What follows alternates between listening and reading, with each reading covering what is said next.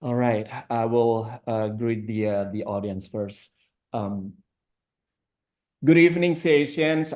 Wherever you are, I hope you are having a very good day this afternoon. And today we are having a very special session talking about financial literacy and fiscal policy of Indonesia with Dr. Adi Budiarso, representing the Indonesian Ministry of Finance.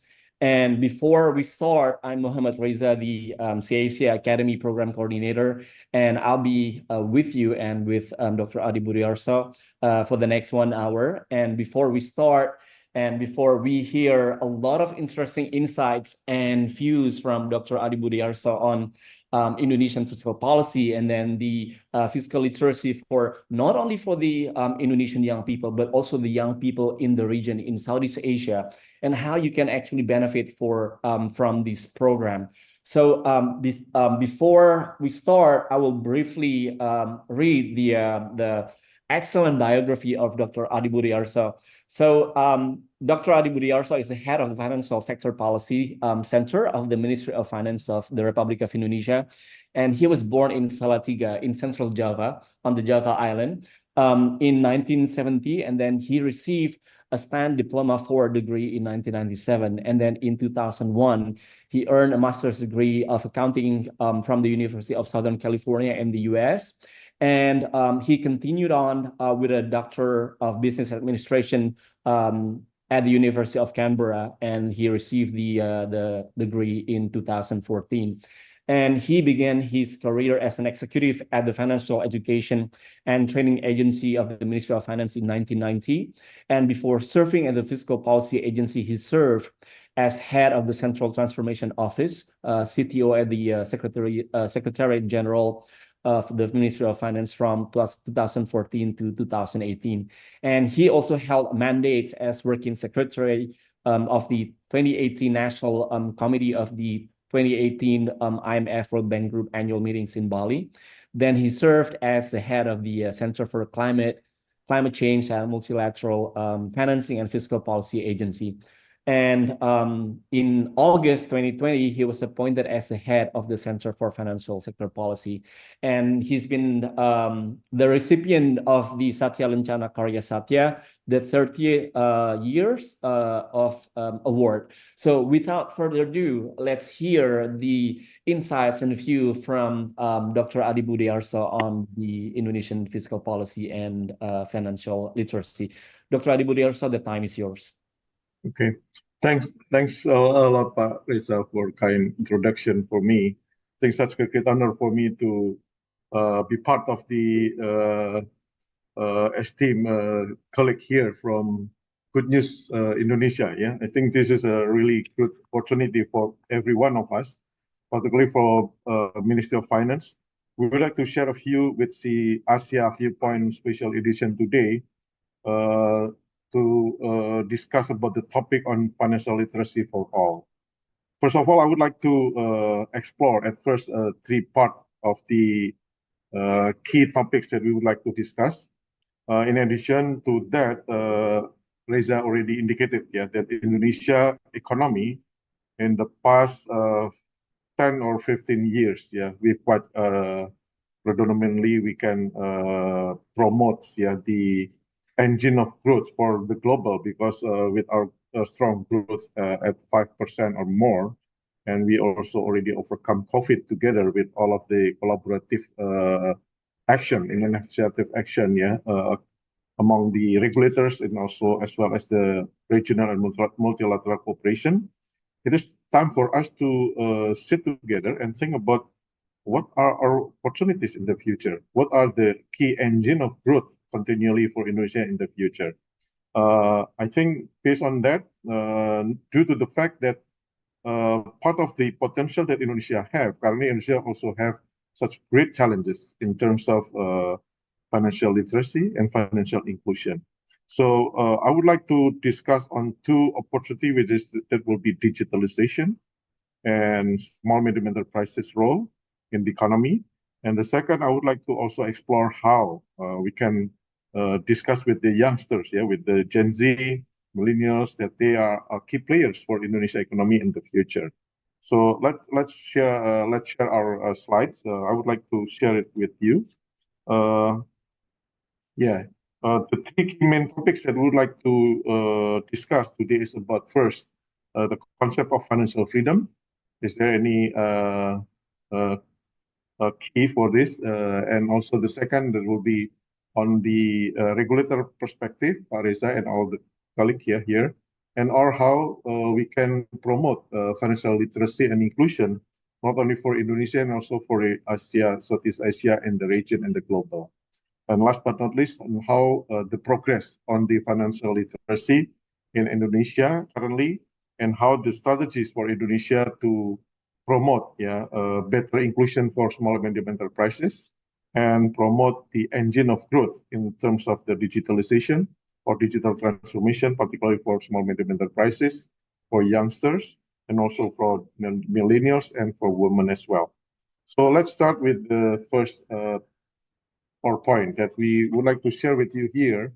If you easily see in the internet, there are some of or couple definition of financial freedom. Yeah, is that financial freedom means that you have lots of money? Yeah, or is it free from problems? So that's really in the indicator of financial freedom. But I really like the way that we can identify financial freedom with such kind of wisdom. Yeah, that it is about the state of mind that you should have a complete control over your finance problem that allow you to make a choices. It's based on your desires and goals, and rather than being limited just how much the cost of the things. So it is not about having financial wealth or perfect financial wealth. It's not being only becoming a rich person, and it's not having unlimited money. So let's expose with the current. I think this is from Seasia, yeah, that the findings from Milieu Insight, yeah, in 2024. The study shows that as per 43% of Southeast Asian, only 10% of their income is saved. And furthermore, more than half, 54% of them, they are not actively invested in the financial sector. That means we have a gaps here. We have a missing out of revenues to accumulate wealth and grab opportunities for better future of Southeast Asia. Yeah, I can also explore that Indonesian people commonly probably which is only save 3% of our take-home pay, Pak Reza.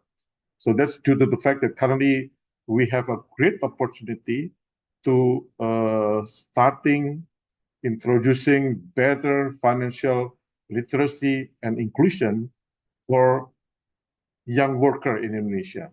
Because that's why, due to the pandemic COVID-19, Indonesia already overcome that through economic and financial measures. Now this is the best time for us because we already laid down the great foundation, Pak Reza. We will just release the omnibus law for financial sectors. That means we already review 17 laws in Indonesian financial sector that started for us to begin to give the better foundation to grab more opportunity to overcome middle income trap, to overcome the most challenges that we currently face in our financial sector, to start to think about financial freedom, to start to think about better society, yeah, with a better and confidence level to manage your finance. So some tips that I try to find it from Prudential, Manlab, Amarta, etc. You can easily find it. But basically, it should be starting with your capacity to define your goals, to define your financial goals, and starting to improve your habit, change your habit. That we must not easily to spend all of your money, but you must consider portion of it to be put it in the safe place in the financial sector. That means that you have to save. Yeah. Yeah. So how is the formula? I think we can see from the pension formula, ILO standard in 2 compared to 1. That means 2 if you work for at least 30 or 40 years, then you will be able actually to support your financial needs until 20 years after your retirement age. So 40, 20. That means you save 40 years, you will be able to reap benefit up until your satisfactory level after pension age towards until 20 years. So that was happening in Australia. That was happening starting in Malaysia since 1955. So the level of the pension saving in Malaysia currently is 60% of their GDP, Pak Reza. But Indonesia, look, Indonesia is just only 6% of our GDP currently, our pension saving level. So that means we still have a big gap. But I would like to see on the opposite side. That means we have a great opportunity to start to do saving, to improve the environment for better literacy and better reaching our potential to have a financial freedom. Yeah, next slide. So this is also another tips for everyone. I think you can easily find it from internet, but at least look, there are some of the key terms here that we must currently start to think about it. So what does this means to me? So that means if you spend all of your money now, that means you miss already the opportunity for 2 compared to 1. That means there's some portion of your money current that you get is part of it is the right for you after your retirement age. So that means start to consider to save, start to consider to change your behavior. Yeah. So that's the first part, but Reza, I'll try to touch on the personal needs and also the fact due to the fact that currently we really face the great problems. Otherwise, if you don't save now, that means you will creating community with no enough saving when you come to the retirement age. So that means what we call it a sandwich generation. When you're getting old, then that means you will be depending on your son, on your daughters. That means you will give burden for your daughter and your son, isn't it? So that's what we call it sandwich problem. That means now let's do something. Let's start to change. Yeah. The next slide. So this slide is actually would like to give us a bit views on how the regulators, points of view about the literacy and inclusion, and how important this is for Indonesia, for example. So I chair as part of the co-chair for the Global Partnership Financial Inclusion in G20 last 2022, Pak Reza, and last year we also co-chair with the ASEAN Global Partnership Financial Inclusion as well. So that means that this becoming good topics for regulators to think about what we can do much to improve the environment for financial freedom. Right. We'll see here. The financial literacy is actually part of the knowledge that will be enough to support or to improve the capacity of the people to start to better literacy to for investment, saving, capital market, banking, payment, etc. And financial inclusion is actually once you get improve your literacy, that means you will have better opportunity to be able to get access to the finance. So that means better financial literacy and inclusion will promote inclusive development growth. And it's also at the same time, it promotes better addressing inequality. So that every people now, to be frank, probably more than 70% of our workers currently are young. But most of them, they are currently work at the informal sectors. Informal sectors. So that means inclusion will become matters for us to accelerate addressing inequality. So better addressing growth and inequality, that means will be reflecting by some indicators here.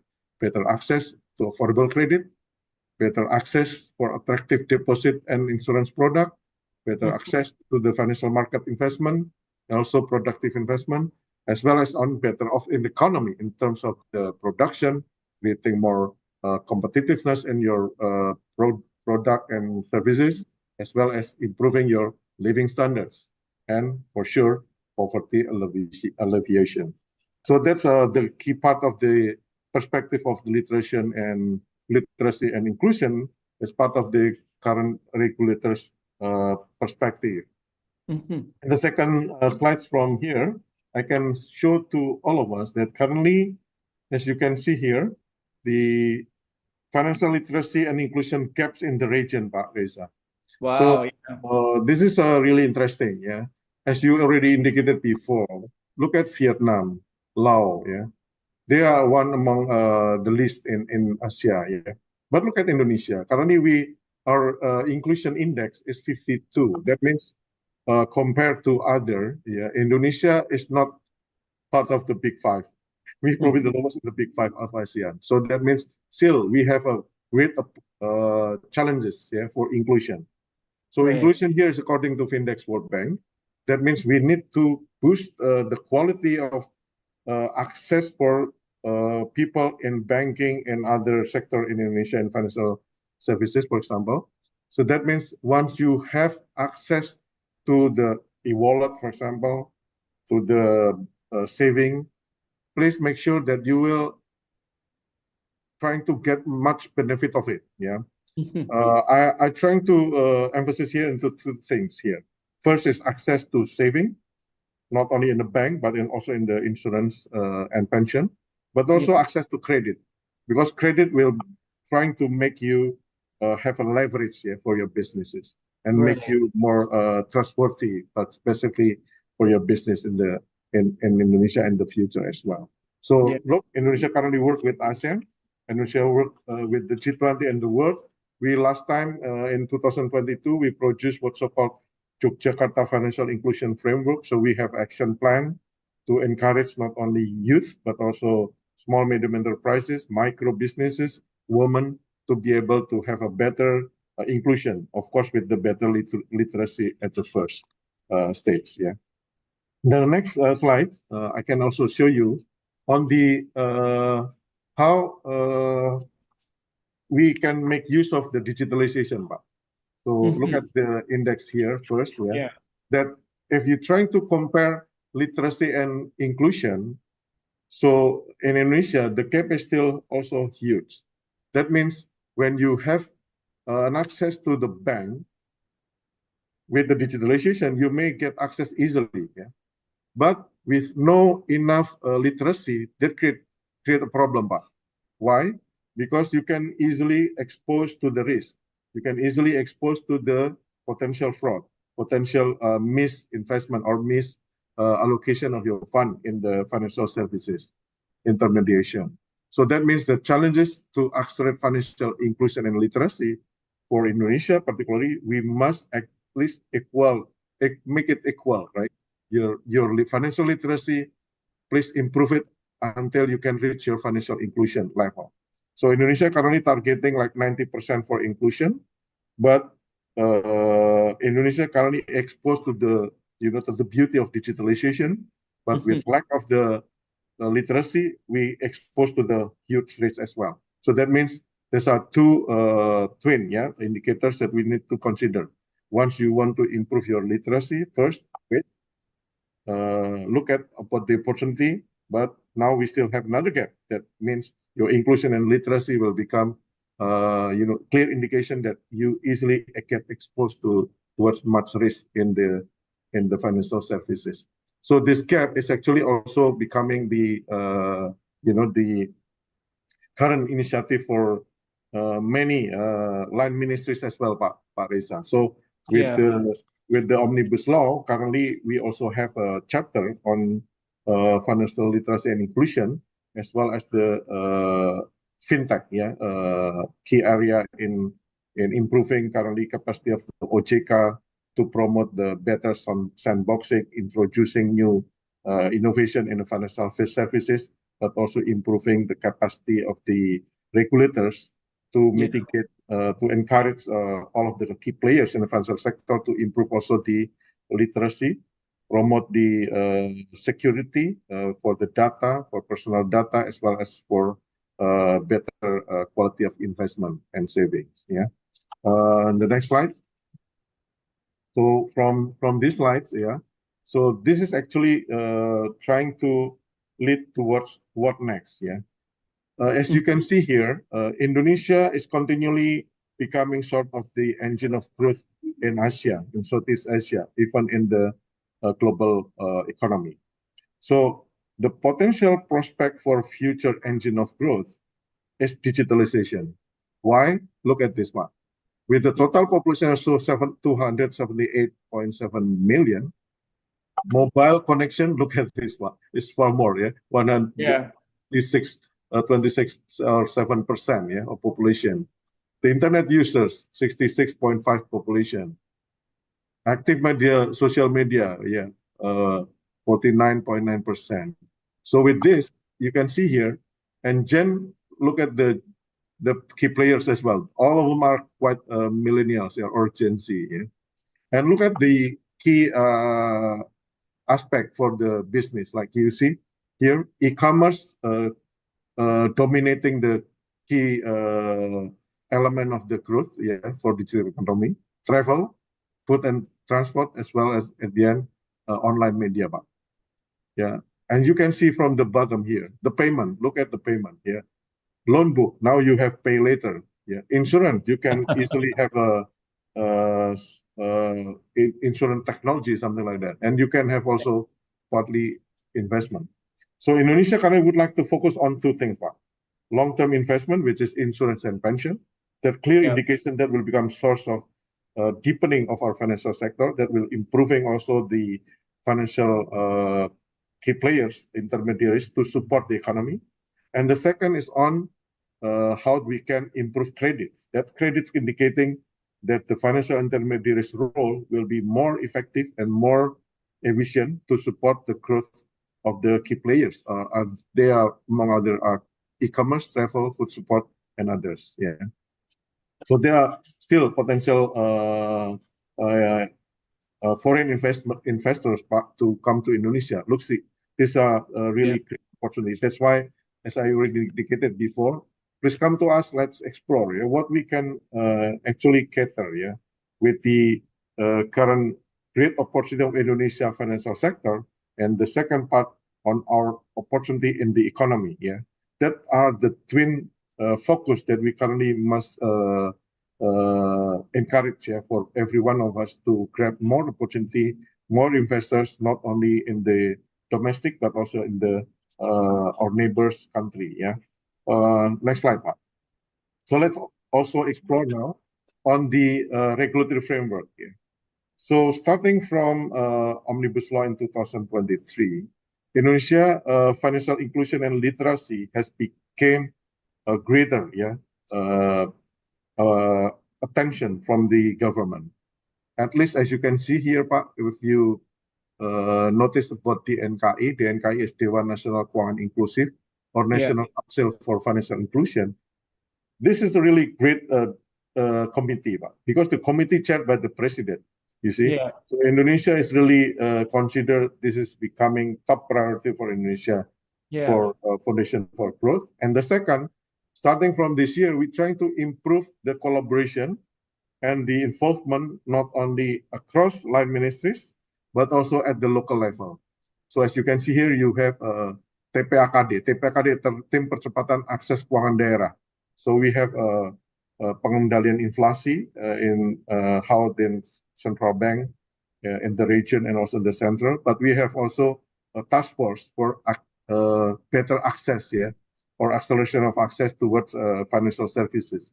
That collaborating between Ministry of Finance, Central Bank, OJK Regional Office, and key line ministries over there.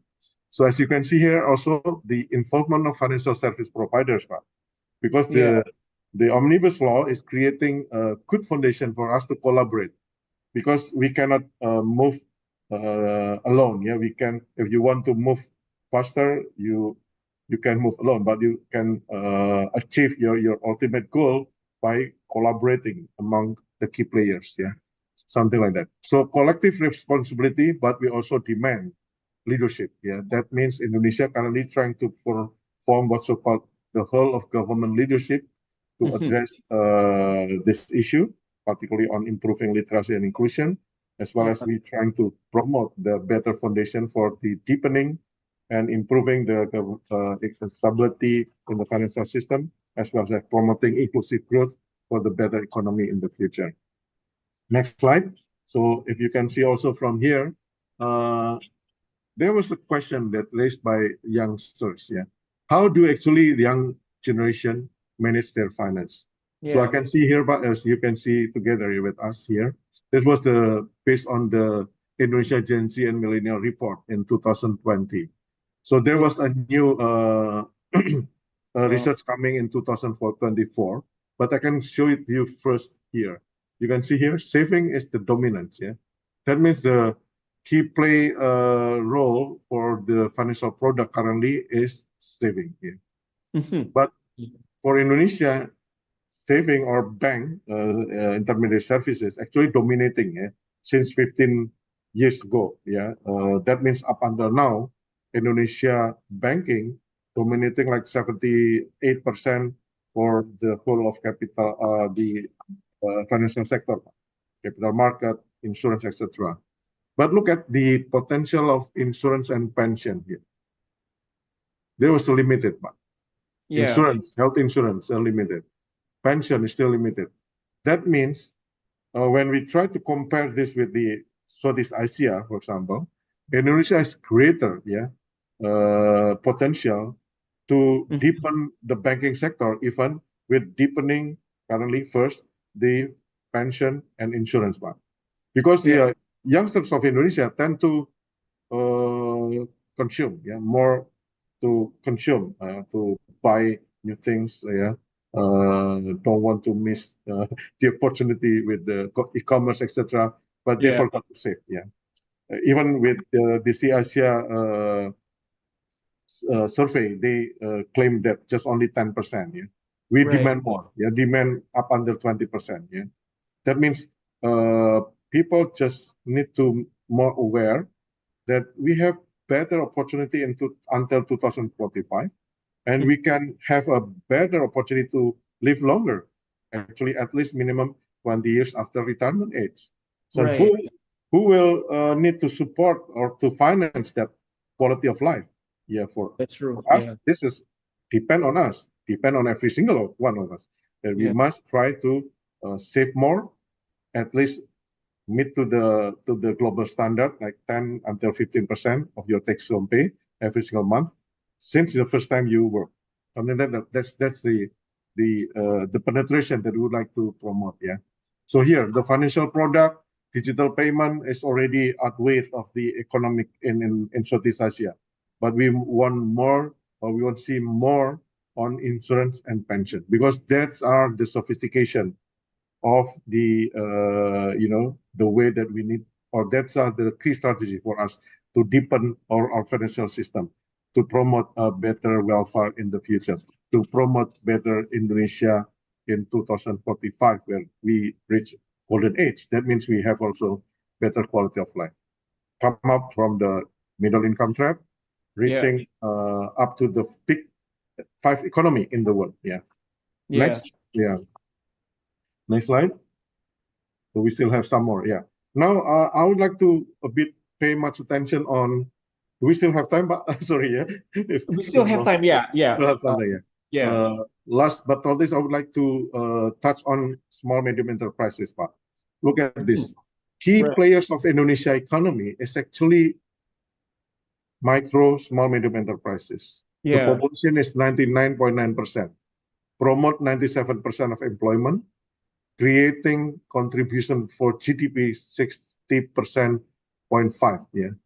And this is also small medium enterprises contributing for non-oil gas export 15.6%, and the participation for global value chain is still limited 4.1%. But the portion of investment in national investment is also quite big chunk of it, 60%.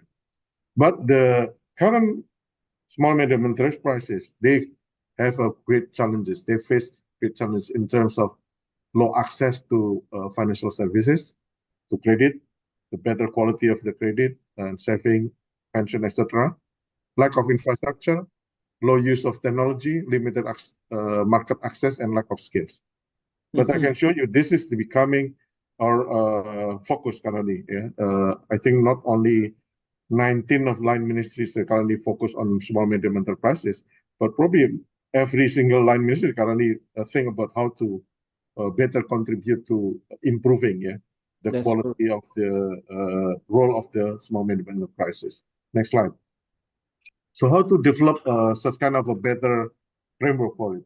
So as you can see here, we work with GPFI, we work with the OECD, and also we share the work with some of our key partners. Yeah, like currently we just review on CPA Australia release on small medium enterprises. So for those, especially if you have small medium enterprises, you have more than 2 workers, that small medium enterprises are better target for enhancement, to promote for the sustainable growth, So that means promoting transformations for small medium enterprises to be able to scaling up their capacity, to scaling up their potential. I think we must to have a better strategy. So what we trying to see here is the 7 key strategy for better literacy and better financial inclusion. So that means this becoming every single one business. So currently we work with Pemda, Banyuwangi. We work with also some of our key players in Bali and etc. So we're trying to promote collaborative action. So I would like to make use of this model, and I would like to also offer this to you if you want to be part of this. This becoming a key. We create roadmap or pipelines, on how to improve the environment, but also to improve the capacity for small medium enterprise itself. So we had some specific problem for small medium enterprises in Indonesia. That means if you start good, but once you overcome challenges, you become quite anxiety. You have an anxiety to become a bigger and bigger enterprises, because you face, you have to try to have a bookkeeping. You try to start to face, bigger challenges in the economy, and you start to pay taxes. But everyone still just trying to keep aware of it. Just stay aware of it. Why? Because people are afraid of getting bigger, something like that. So we call this as part of the term that we call it, kind of Peter Pan effect, something like that. Yeah. So we face that in the economy, So that means we should give them confidence, because once you pay taxes, that means it will improve your potential also to grow. So once you grab more knowledge, you make your business bigger, you can have a better access to bigger, even more opportunities. Like one of key elements for the government support, for example, government procurement, we also requires around 40% to be procured to support small medium enterprises. We have a digital support. We have tax support for small medium enterprises, but we limit that across, like you up to reach to some certain level, you're free of tax, up to because you are below the baseline. But up to some certain level, you only pay 0.5% until 7 years. And then you start to make, to improve your capacity to do bookkeeping. You start to make use of your capacity to grow your business. That means that becomes the journey, something like that. So some of the key element here, in scaling up the digital capacity, we call it digital strategy, digital transformation strategy for small medium enterprises. I just want to focus on, first of all, like leading the whole government initiative, and then align. That's what the part of the key element here, You should first develop strategic leadership vision. You have a better vision for every single leaders, not only at the center but also in the local government. You should inspire the scaling up for small medium enterprise digital capacity, govern better access for small medium enterprise strategy resource digitally, initiate the balanced performance improvement for small medium enterprises. You should be able also to transform environment to support MSME digital transformation, as well as how to align government and financial sector authority collaboration for digital transformation in small medium enterprises. As you can see here, we can try to make use of this avenue to synergize women entrepreneurs, Pak. Also Yeah. make use of the committee involving not only Ministry of the Women Empowerment, but also from religion as well, from education. So we're trying to collaborate together, Pak. And last but not least, we call it leading the whole government initiative to promote small medium enterprise agility. Yeah. So next slide. So probably this has become the end of my presentation, but at least, yeah, is there any more slide for me? Mas Gunung? Yeah, thank you. I think that's becoming my end of my presentation, Pak. So very keen to to collaborate further, even with the Seasia and all the partners in the region. Particularly currently, we still continuing working with some of the local government as well as the campuses, universities, as well as the key players, Pak, in the financial system. Thank you, Pak. Back to you. Probably, is there any more question? Probably, yeah. Yeah, Dr. Adi, thank you so much for the insightful presentation that you elaborated very eloquently. There's so many takeaways and interesting points that I would like to highlight, and we've got some questions from the audience already. So regarding the last digital transformation strategy that you are at the moment collaborating and immersing with the local governments in, for example, in Bali, in Banyuwangi. And looking at the Pentahelix partnership, given the access to the government, the academy or the education institutions, the businesses or corporations, the media outlets, the NGOs, local NGOs, in this sense, because they are the ones that are playing very important roles to reaching out the grassroots communities, and also not forget to mention the influential individuals in this case, which is very popular at the moment with the term called key opinion leaders by the Gen Z, by the millennials. How, in your opinion, how is the role of digital media like Seasia and also Good News from Indonesia?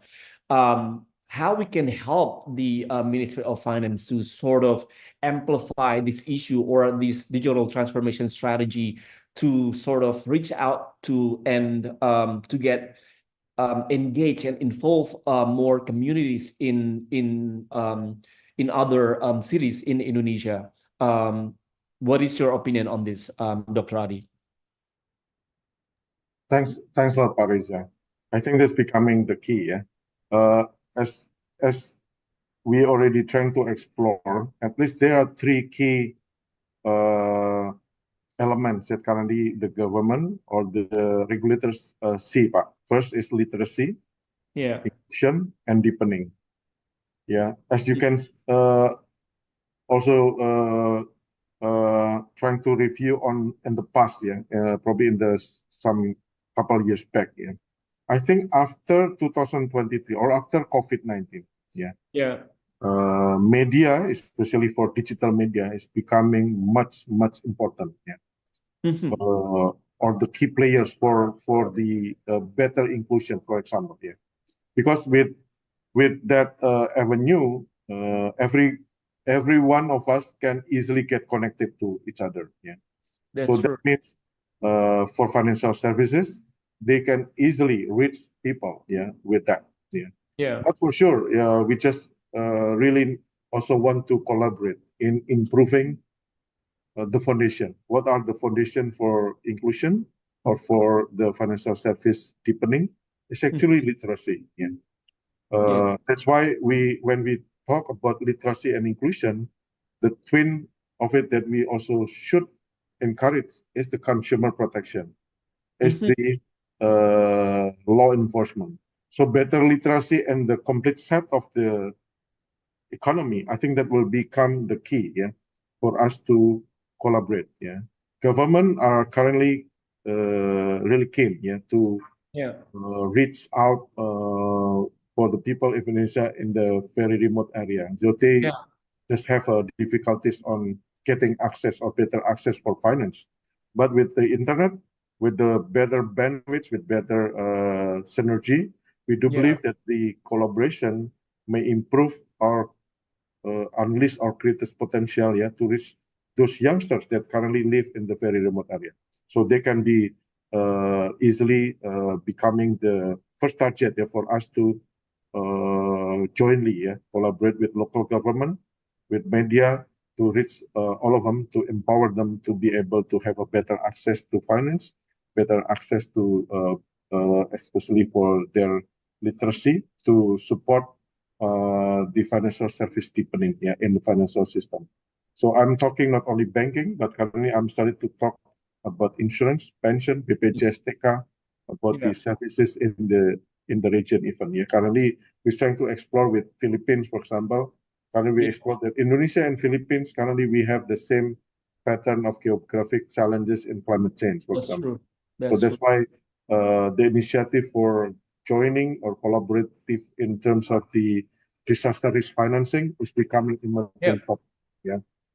We also talk with the potential investment, yeah, in Indonesia. Indonesia just launched the IKN, for example. We also looking forward for more innovative investment, yeah, that we can support our project, big project in IKN.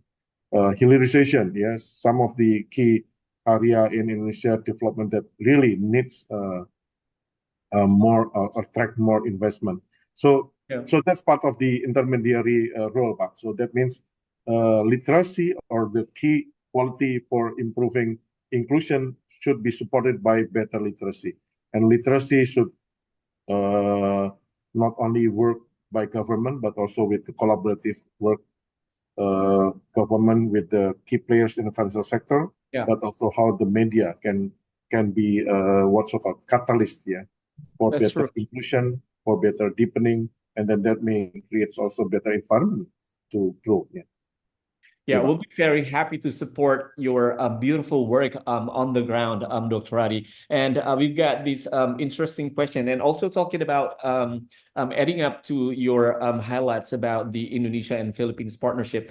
I was studying in the Philippines a few years back, and then it was the time when the Indonesian banking sectors we were using the internet banking token, if you still remember that, Dr. Adi, the small token. And then I was in my class, and then I was doing the internet banking, and then some of my classmates, I think they're from the Philippines, they asked me what that was, what that small device was, and then it was something new to them, and I was like, and it was already for a few years already in Indonesia, and they didn't know what it was. So I was quite surprised in that sense. And when I checked, they didn't have that kind of banking system at the time in place in the Philippines. And also when I went to use the ATM machines in the Philippines, at the time it was I think 2015, so that's like 9 years ago. In their ATM machines, they didn't have the features of, for example, back then in Indonesia, we were already able to pay, for example, our electricity bill, our phone bill from the ATM machine. They didn't have that, Dr. Adi. And to me, that was quite surprising. So the question here from one of our audience is that what will be the sort of Indonesian best practices that you can share that we can actually amplify to our neighboring countries? For example, the developing economies like, for example, Laos, Myanmar, and Cambodia. Dr. Adi. Yeah, thank you, Reza, for that. That's quite in time, yeah, question. Last time when we have ASEAN financial inclusion framework, yeah, we intensively discussed, yeah, Indonesia co-chaired with Laos at that time. So we seek some of the key initiatives, yeah, to have a better access for finance, to have promote such kind of not only e-wallet. Currently we have as you may already aware, Kris, for example, but so small medium enterprises in Indonesia make use of Kris instead of a credit card. Yeah, Right. they can You can easily transfer with just only show up your cell phone and then Chris connection. So Yeah. central bank was facilitating that. So that's actually improving the quality of the payment. Yeah. So that's really easy. That is efficient, and that's creating opportunity for even very micro, ultra micro businesses to be able to get access there. Yeah, and Indonesia small medium enterprises also have a better understanding, on the Yeah. financial services. In Yeah. the past, probably you don't have enough knowledge or to have enough confidence to use saving, for example. You just only do the cash, But Yeah. with the Chris, for example, you can just easily open your account, and then you're not entitled to you become such kind of sophisticated as a as a merchant for credit card.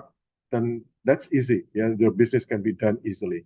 So Genius, for example, or e-wallet, Dana, etc. There's some various of the product that can be used also even for not only Indonesian local, but also in the region. You can use Genius in Japan. You can use make use of some of services, digital services through across the the region, in the region, as well as what you can hear from now that OJK is already developed such kind of cooperation with the foreign ministry to support the better off or improvement of the financial literacy towards Indonesia worker, Pak Reza. So workers is meaning of TKI, and also for even the local and also key partners, in the region that Yeah. we can make use of the financial services done by Indonesian bank, by the Indonesian financial institution, but also vice versa. We can make use of how you can easily, get the CIMB Niaga here in Indonesia. You can get the access from DBS from Indonesia, as well as they are creating more opportunity and open, kind of borderless opportunity for all. I think with the better literacy, that very much become the key strategy for us to improve the financial making process, decision making process, and the financial services that will be faced by Yes. every single one of us, not from Yeah. now on in the future. Yeah. That's true. That's very interesting, Dr. Adi. And also, we've got another question here regarding to the use of Chris, not only Indonesia, but also the government of Indonesia is trying to promote or trying to include the regional countries into this sort of banking and monetary system. Also, to add to that, it's to my surprise, I think it was 3 years ago or something, that some of the street vendors, the food stalls on the street in Jakarta, to my surprise, they have this sort of sticker on their stall with a QR code, and then we can pay with that by scanning, our mobile phone, and then it's paid. It's as simple as that. So in that case, Dr. Adi, we've known that the sort of financial literacy has gone down to the root sector in the past few years already, in the sense that now more and more people in the grassroots levels, they are already opening up, and then they are adapting to this sort of financial system by giving the customers the ability to pay cashless instead of giving them the cash money. So, in your opinion, Dr. Adi, where should the financial literacy start in Indonesia, or when? Like, is it at home, or is it at school? In the education system. Adding up to your presentation about the importance of the inclusion of financial literacy in our education system, Dr. Adi. Yeah. I think now we just quite amazed with the pace of the progress on the Yeah. digitalization. First of all, due to the fact that digital economy, for example, Indonesia is currently projected that across the ASEAN economies, the digital growth is quite imminent. By 2030, for example, that was Bain and Google Temasek expect that our digital economy may rise from 77 billion to 360 billion baht. So that's actually triple, even quadruple, of the economy. That means digitalization will become another source of growth for Indonesia in the future. As you can see, like even ultra micro, they make use of the digitalization services. You can make use of pay later. You can make use of P2P lending. Now you start to make use of the securities crowdfunding. So how to start to learn about that? Even now, we can trying to encourage everybody or every key players in the economy start to engage with the better literacy. So we already mandated through the law.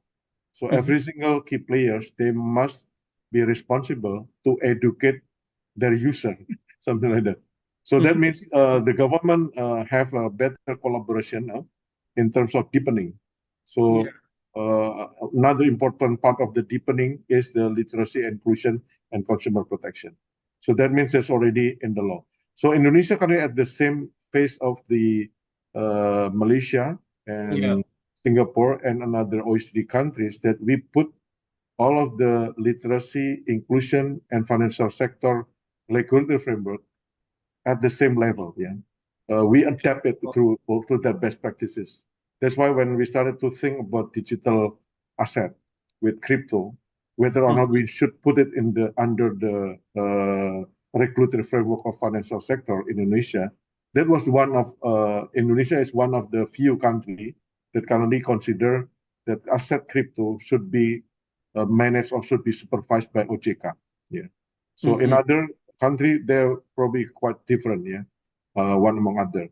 But Indonesia have a better currently. At least we are quite in line with the US, with the EU, that currently we have a better capacity, not only to supervise, also to support the innovation, but also to mitigate the risk associated with it.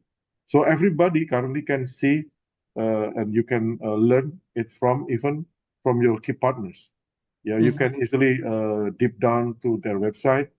You can also, we're just trying to currently work with our education ministry. Look, we need to elaborate the curriculum financial literacy as early as possible.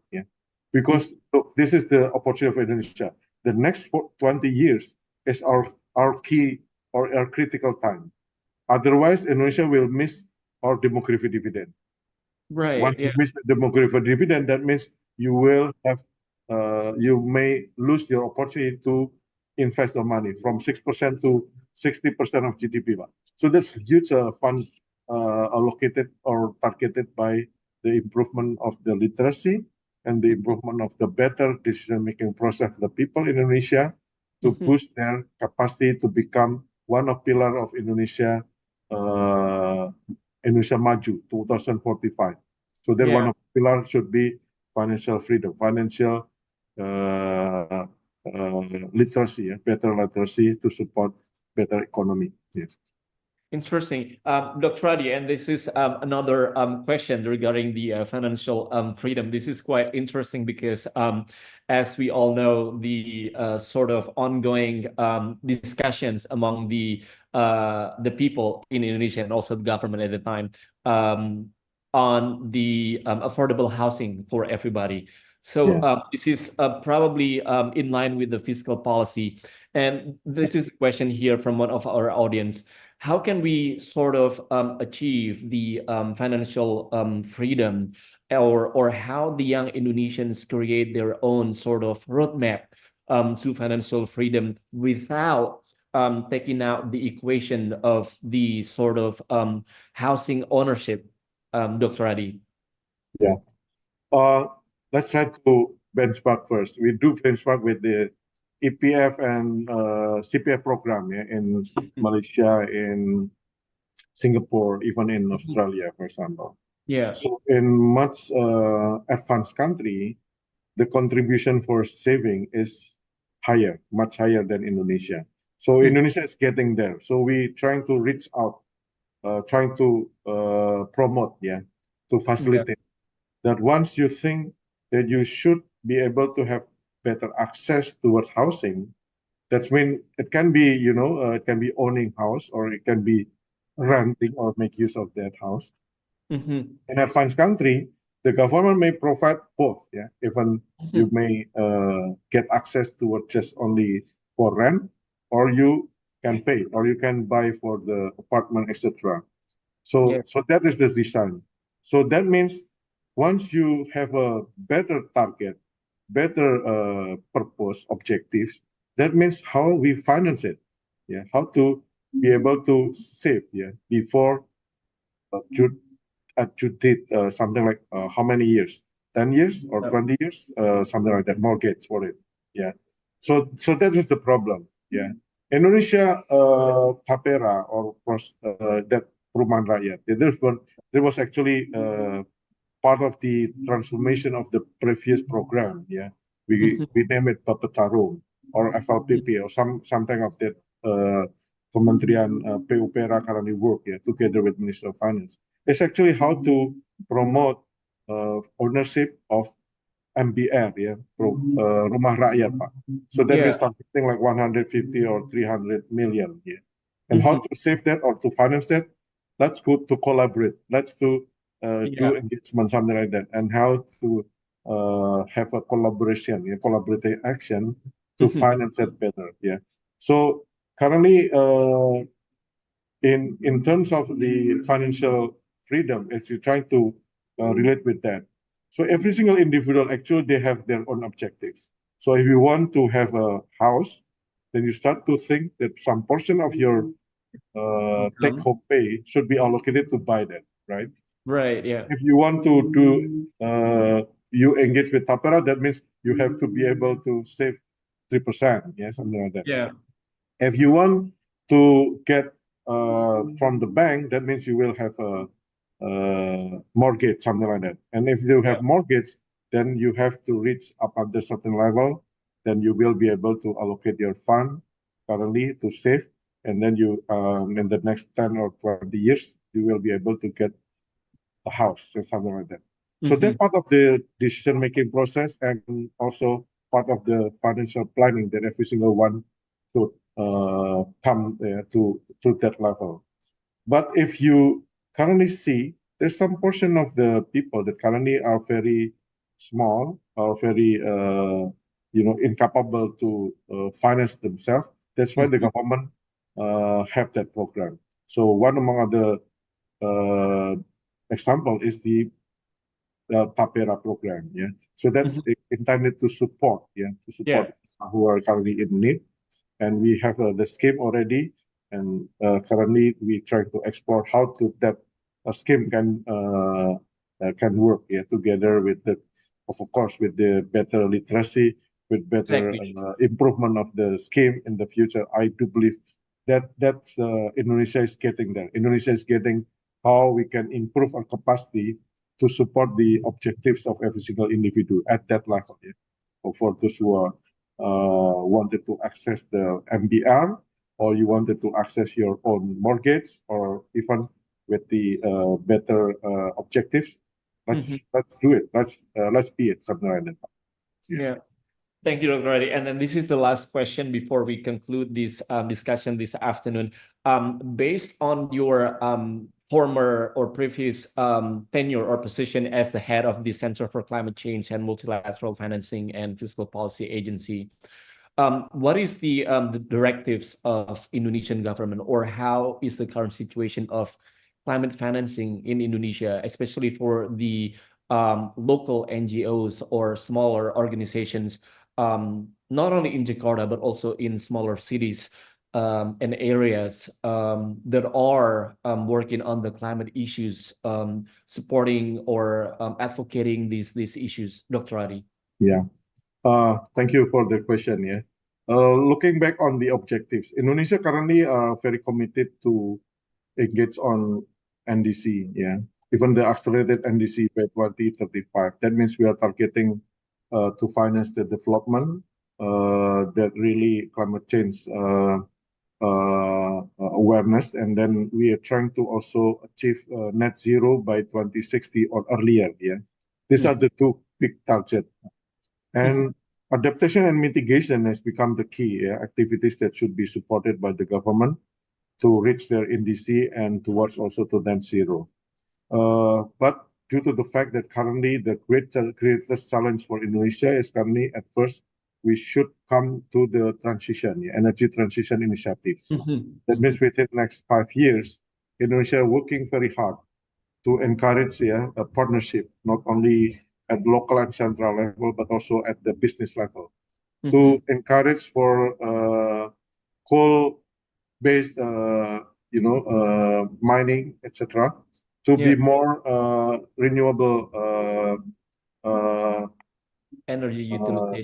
better use of that energy. So that means they are costly, and that's why we have also some quite innovative, initiating like energy transition mechanism, and we partner with ADB or multilateral key institution, currently also working to collaborate engagement with private. We have the programs such as climate tagging, climate budget tagging. We encouraging not only central but also local level to allocate more project and also more activities to support development, that green development, something like that. And we encourage also some local government to have to encourage municipal bonds, that green bonds. Indonesia just released also quite successfully green sukuk, so it's part of the dominance achievement as well. But with the local like small medium enterprises, government also have green light bank, such kind of a green light bank, which is PTSMI. Sarana multi infrastructure, and one key players are BPDLH. So BPDLH, Badan BLU Layanan Lingkungan Hidup, Pak. So these are key players for Indonesia currently becoming the hub for grant for such kind of the multi partners to engage with the activities, collaborate with local government, collaborate with the small medium enterprises to support ecotourism, to support green activities, social activities, etc., at the very remote area, and also encouraging such kind of activities at the regional level to support better policy and green finance. And last but not least, after the omnibus law, we encourage Central Bank, Minister of Finance, and OJK to form what's so-called committee to support sustainable finance, to finance NDC and also net zero Indonesia target. As well as in the near future, we also would like to release Indonesia taxonomy, enhancing what currently OJK currently have, and also ASEAN in the past, we just released ASEAN taxonomy. Indonesia better collaborative with ASEAN through OJK. We promote how taxonomy in ASEAN can be quite in line with the Indonesian taxonomy. Hopefully that will become a good terminology and also foundation for green economy and green finance. Of course. Dr. Adi, thank you so much for your insightful presentation and your views and insights on the current situation and the current state of Indonesia's fiscal policy and financial literacy.